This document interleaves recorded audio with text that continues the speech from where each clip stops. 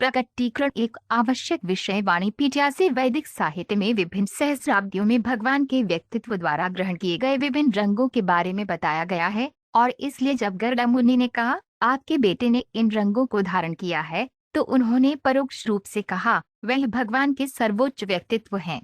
कंस के अत्याचारों के कारण गर्ग मुनि ने इस तथ्य का खुलासा करने से बचने की कोशिश की, लेकिन उन्होंने अप्रत्यक्ष रूप से नंद महाराज को सूचित किया कि कृष्ण उनके पुत्र भगवान के सर्वोच्च व्यक्तित्व थे। श्रील प्रभुपाद की पुस्तकें, व्याख्यान, वार्तालाप और पत्र इस आवश्यक विषय की व्यापक प्रस्तुति प्रदान करते हैं, जैसा कि वाणी कोट्स प्रकटीकरण श्रेणी में देखा गया है। उनकी पुस्तकों का एक परिचय निम्नलिखित 8 उद्धरणों में दिया गया है। श्रील प्रभुपाद की पुस्तकों से उद्धरण यद्यपि एक संत व्यक्ति स्वयं को मानव समाज की दृष्टि में उजागर नहीं कर सकता है, लेकिन उसके आचरण से उसका उद्देश्य प्रकट हो जाता है। मानव समाज के सामने उसे स्वयं को एक बेचैन बच्चे की तरह प्रस्तुत करना चाहिए, और यद्यपि वे यह सबसे बड़ा विचारशील वक्ता है, फिर भी उसे स्वयं को एक गूंगे व्यक्ति की तरह प्रस्तुत करना चाहिए। श्रीमद्भागवत 7.1.3-10 कृष्ण के आदेश से अर्जुन तुरंत उस लड़की के पास पहुंचे जो बहुत सुंदर थी। उसका शरीर आकर्षक, चमकदार दांत और मुस्कुराता हुआ चेहरा था। अर्जुन ने पूछा, मेरी प्यारी लड़की, तुम अपने उभरे हुए स्तनों के साथ बहुत सुंदर हो। क्या मैं आपसे पूछ सकता हूँ कि आप कौन हैं? तुम्हें यहाँ अकेले घूमते देखकर हमें आश्चर्य हो रहा है। आपका यहाँ आने का उद्देश्य क्या है? हम तो सिर्फ इतना ही अंदाजा लगा सकते हैं कि आप एक योग्य पति की तलाश में हैं। यदि आपको कोई आपत्ति न हो तो आप अपना उद्देश्य प्रकट कर सकते हैं। मैं तुम्हें संतुष्ट करने का प्रयास करूंगा। कृष्ण पुस्तक, अध्याय 58। कोई भी ईश्वर के विज्ञान के रहस्य को उसकी सभी गोपनीय जटिलताओं के साथ जान सकता है, न कि व्याकरण या अकादमिक अटकलों से। चूंकि ब्रह्मा ने स्वयं को इस तरह के स्वागत के लिए योग्य बनाया, भगवान श्रीमद् भागवतम के उद्देश्य का खुलासा करने में प्रसन्न हुए। भगवान द्वारा ये सीधा निर्देश किसी भी ऐसे भक्त के लिए संभव है जो इंद्रिय संतुष्टि की दुनिया से अलग है।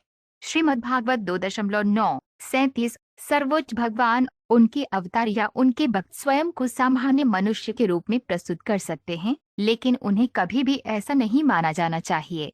न ही किसी सामान्य व्यक्ति को, जो शास्त्रों और आचार्यों के अधिकृत कथनों द्वारा समर्थित नहीं है, अवतार या भक्त के रूप में स्वीकार किया जाना चाहिए। शास्त्रों के प्रमाण से सनातन गोस्वामी ने भगवान चैतन्य महाप्रभु को भगवान कृष्ण का प्रत्यक्ष अवतार माना, हालांकि भगवान चैतन्य ने कभी भी इस तथ्य का खुलासा नहीं किया। श्रीमद्भागवत 4.2.1-11 गर्ग मुनि ने नंद महाराज को बताया कि बलराम को 2 परिवारों या 2 वंश और नंद महाराज के वंश को एकजुट करने के कारण संकर्षण के नाम से जाना जाएगा, जिनमें से एक को क्षत्रिय और दूसरे को वैश्य के रूप में जाना जाता था। दोनों परिवारों के मूल पूर्वज एक ही थे। अंतर केवल इतना था कि नंद महाराज एक वैश्य पत्नी से पैदा हुए थे, जबकि वासुदेव एक क्षत्रिय पत्नी से पैदा हुए थे। बाद में नंद महाराज ने एक वैश्य पत्नी से विवाह किया और वासुदेव ने एक क्षत्रिय पत्नी से विवाह किया। श्रीमद्भागवत 10.8-12 अगर सांप को दूध पिलाया जाए तो उसका जहर और भी बढ़ जाता है।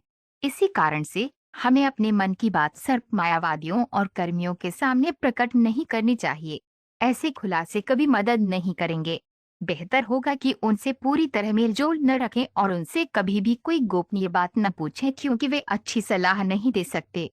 न ही हमें मायावादियों और नास्तिकों को निमंत्रण देना चाहिए और न ही उनके निमंत्रण स्वीकार करना चाहिए, क्योंकि इस तरह के घनिष्ठ मेलजोल से हम उनकी नास्तिक मानसिकता, संगत संजायते काम से प्रभावित हो सकते हैं। निर्देश का अमृत। पाठ 4। वह खूबसूरत लड़की यमुना नदी का साक्षात स्वरूप थी।